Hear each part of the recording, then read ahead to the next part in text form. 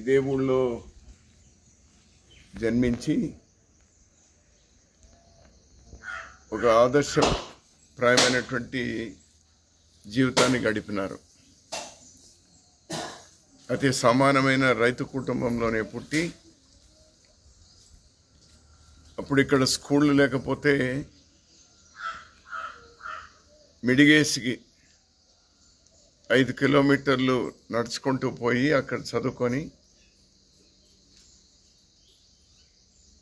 అలా BSc AG 1932లో బంగారు పతకాన్ని సాధించి అదైన తర్వాత వ్యవసాయం వ్యాపారం చేస్తూ స్వాతంత్ర ఉద్యమంలో కూడా పాల్గొంటూ స్వాతంత్రం వచ్చిన తర్వాత రాజ్యసభ సభ్యులై సిపిపి కార్యదర్శిగా జవహర్లాల్ నెహ్రూ, లాల్ బహదూర్ శాస్త్రి, ఇందిరాగాంధీ గారు ప్రధానులుగా ఉన్నప్పుడు ఉంటూ అనేకమైనటువంటి దేశాలు పర్యటిస్తూ వాజ్పేయి లాంటి ప్రతిపక్ష నాయకులతో కూడా కలిపి ఈ దేశంలో వ్యవసాయం, ప్రత్యేకించి పాడి పరిశ్రమ ఈ దేశంలోనే మరీ ముఖ్యంగా దక్షిణ భారతదేశంలో బెంగళూరులో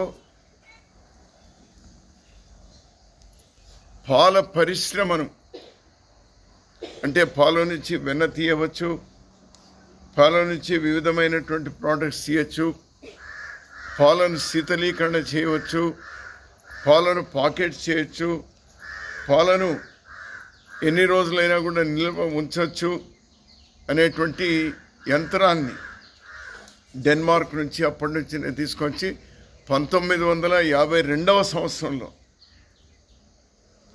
మొట్టమొదట స్థాపించి రైతాంగానికి ఈరోజు ఎంత అండగా ఉండి పాల ఉత్పత్తిలో ఆనాడు మన భారతదేశం చివర్లో ఉండేది ప్రపంచంలో. ఈరోజు అమెరికా మొదటి స్థానంలో ఉంది పాల ఉత్పత్తిలో. 2వ స్థానంలో భారతదేశం ఉంది. అంటే శ్రీరామరెడ్డి గారు ఆ రోజు తీసుకున్నటువంటి చొరవ అనేటువంటి ఒక రైతుగా నేను మనమందరం కూడా గర్వించవలసిన ప్రపంచంలోనే 2వ స్థానానికి ఆనాడే సంకర జాతి ఆవులను ఇతర దేశాల నుంచి తీసుకొని వచ్చి వాటన్నిటి కూడా ప్రోత్సహించి పాల ఉత్పత్తిలో, వ్యవసాయంలో అనేకమైనటువంటి అతను చూపించినటువంటి మార్గం ఈరోజు కూడా మనకు ఒక ఫౌండేషన్, స్ట్రాంగ్ ఫౌండేషన్. ఏది ఏమైనా మనం పుట్టడం ఎక్కడ అనేది మన చేతుల్లో ఉండదు. మనం చనిపోయేటప్పుడు ఏ స్థాయిలో చనిపోతామనేది మన చేతుల్లో ఉంటుంది. అది నిరూపించినటువంటి వారు శ్రీరామరెడ్డి గారు.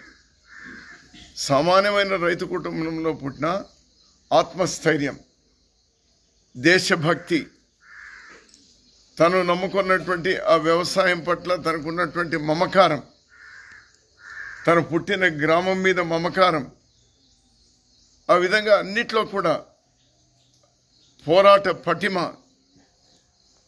నాయకుల పట్ల ఉన్నటువంటి గౌరవం, భగవంతుడి మీద ఉన్నటువంటి ఆ భక్తి, ఇవన్నీ మేళవించి భారతీయ సంస్కృతిలో ఏవైతే ఉన్నాయో అన్నీ మేళవించి ఒక అత్యున్నతమైనటువంటి స్థానానికి ఎదిగినటువంటి ఆ మహనీయుని ఈరోజు 32 సంవత్సరాలైంది వారు స్వర్గస్థులై. 1993 ఆగస్టు 13వ తేదీన వారు స్వర్గస్థులైనారు. ప్రతి సంవత్సరం మనము వర్ధంతిని ఆచరిస్తూ ఉన్నాం. మళ్ళీ అక్టోబర్ 6వ తేదీన అతని జయంతి. దాని సందర్భంగా మీరందరూ కూడా ఒక ఉత్సవంలో పాల్గొంటారు. మీరు క్రీడల్లో కానీ లేక వక్తృత్వ పోటీల్లో కానీ అనేకమైనటువంటి కార్యక్రమాలు దాదాపు ఒక నెల రోజులు జరుగుతాయి. బహుశా సెప్టెంబర్ 3వ తేదీన ప్రారంభిస్తున్నారు. కేవలం మన స్కూల్లోనే కాకుండా ఈ తాలూకాలో ఉన్నటువంటి 74 ఉన్నత పాఠశాల అత్యున్నతమైనటువంటి మార్కులు సాధించినటువంటి 10th విద్యార్థులకు పురస్కారాలు ఇవ్వడం, లేక క్రీడల్లో ప్రతిభావంతులైనటువంటి వాళ్ళకు మెడల్స్ ఇవ్వడం, ఇవన్నీ కూడా జరుగుతుంది. మీరందరూ భాగస్వాములు కండి.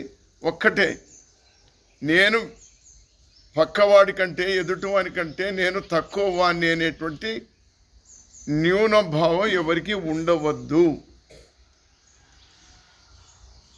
ఆ భావన ఉండడం అంటే అది మరణంతో సమానం. ఎవరికంటే మనం తక్కువ కాదు, కానీ గౌరవిస్తూ ఉండాలి. ఎదుటివాని గౌరవించేటువంటి గుణం ఉండాలి.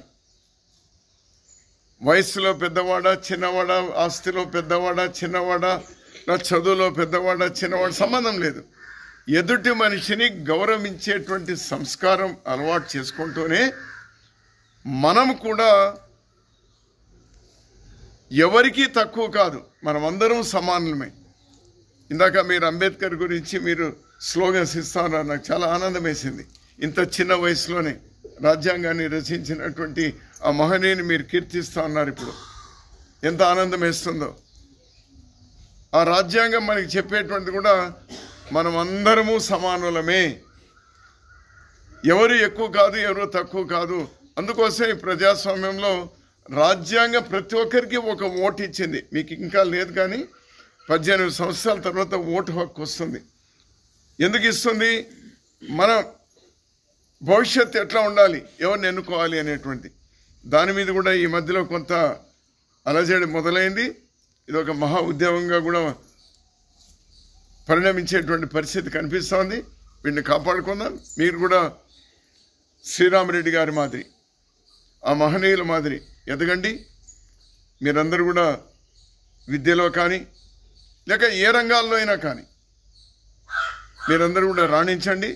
శ్రీరామరెడ్డి గారి ఆశీస్సులు నిండుగా మెండుగా మీకు అందరి పిల్లలందరికీ ఉండాలని నేను భగవంతుని కూడా నేను ప్రార్థిస్తూ wish all the best. Wish all the best.